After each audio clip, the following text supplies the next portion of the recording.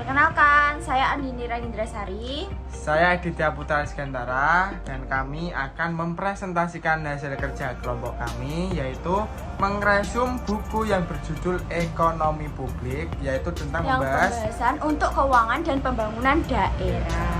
Oke.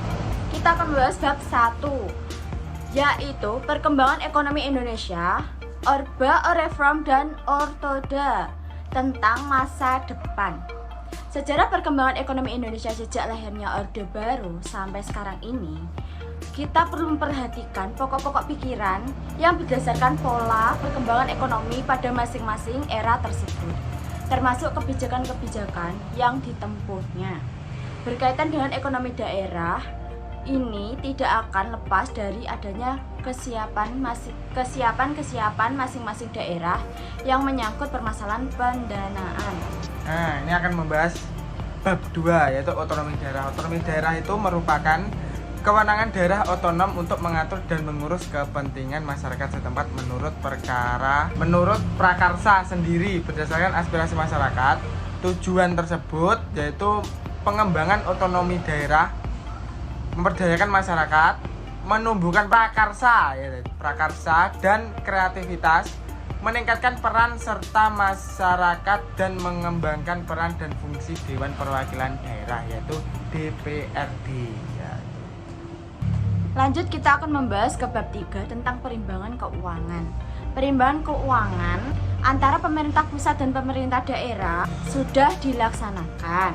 Pemerintah pusat telah mengalokasi dana daerah tingkat 1 sesuai dengan rumus pada Undang-Undang Nomor 32 Tahun 1956 tentang pertimbangan keuangan antara negara dan daerah-daerah yang berhak mengatur rumah tangganya sendiri dengan mempertimbangkan faktor penduduk, panjang jalan, panjang saluran irigasi, luas wilayah, serta potensi daerah. Nah, ini akan membahas bab 4, yaitu pendapatan asli daerah atau pajak daerah. Pendapatan asli daerah berasal dari pendapatan asli daerah sendiri. Pendapatan asli daerah yang berasal dari pembagian pendapatan asli daerah, dana perimbangan keuangan antara pemerintah pusat dan pemerintah daerah, pinjaman daerah, dan pendapatan daerah lainnya yang syah.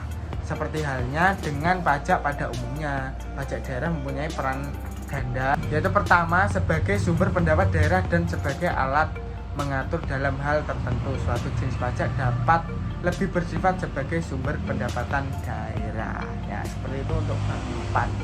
Bab 5. Lanjut lagi, kita akan membahas bab 5 tentang sistem perpajakan daerah ya guys.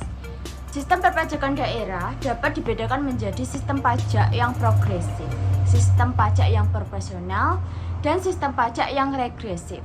Yang dimaksud dengan sistem pajak yang progresif adalah sistem pengenaan pajak di mana dengan semakin tingginya dasar pajak seperti tingkat penghasilan wajib pajak, harga barang mewah, dan sebagainya akan dikenakan pajak.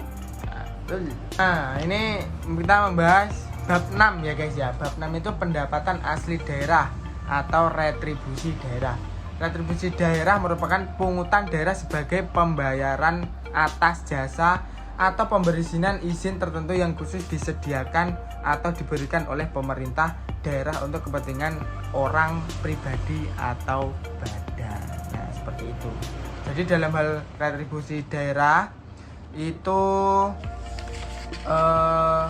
balas jasa dari adanya retribusi daerah tersebut langsung dapat ditunjuk. Misalnya retribusi jalan, karena kendaraan tertentu memang melalui jalan di mana retribusi jalan tersebut dipungut.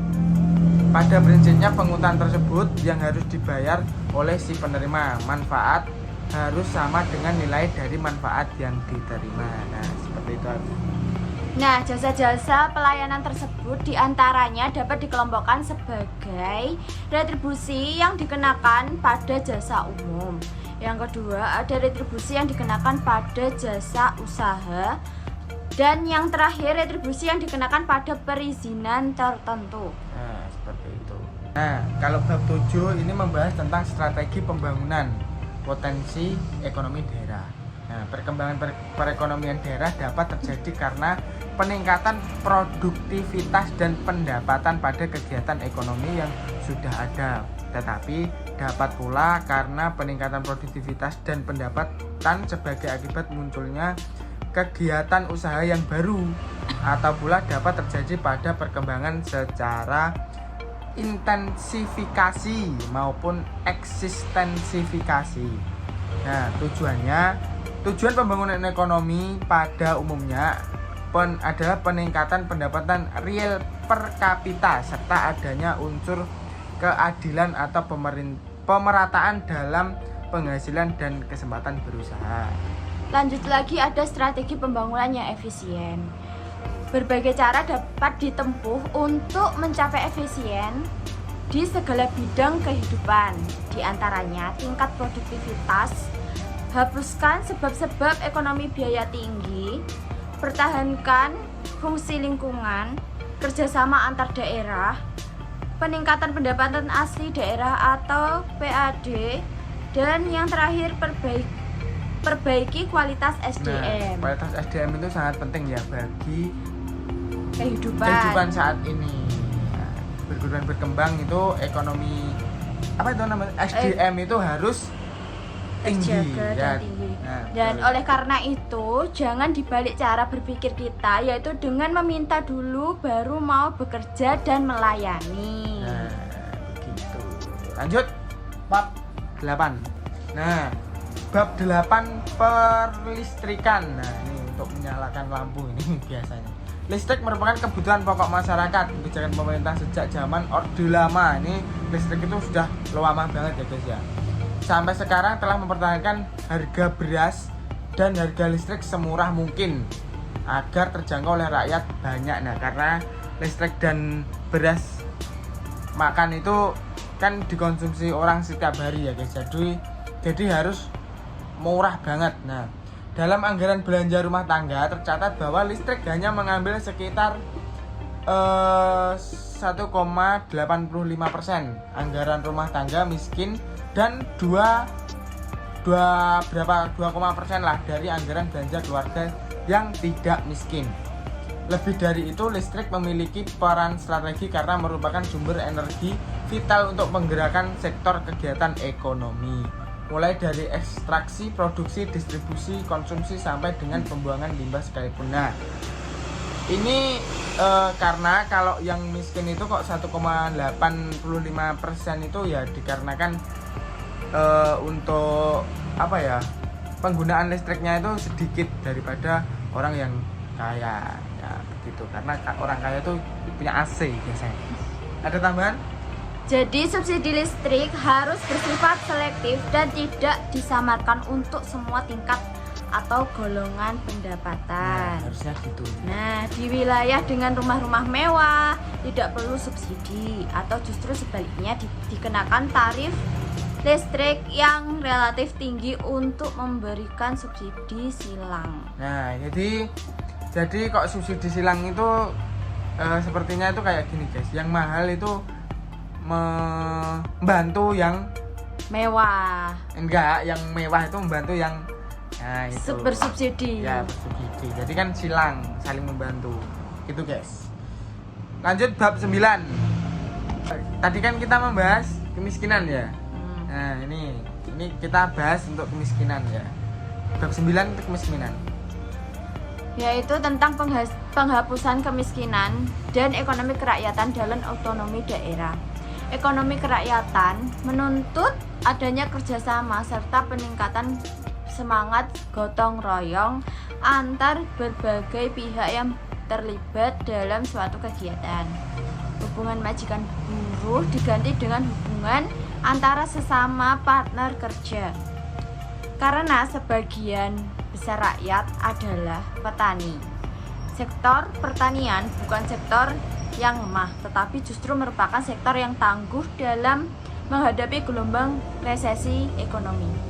Sektor pertanian memiliki pasar yang luas dan merupakan sektor substitusional impor saat ini yang pasarnya sudah tersedia di mana saja. Di mana saja. Nah, jadi jangan anggap remeh orang petani. Nah, dan jangan membeda-bedakan ya, karena petani itu pasarnya juga lebih luas dan lebih banyak.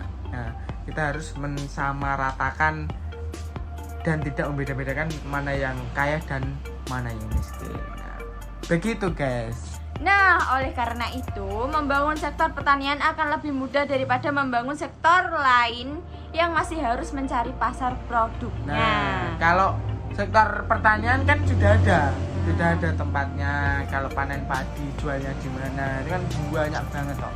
Dan sektor pertanian memerlukan keberpihakan pemerintah khususnya dalam menyediakan pasar, sarana produksi, perkembangan teknologi, serta jaminan harga produk hasil-hasil pertanian agar produknya dijual lebih murah.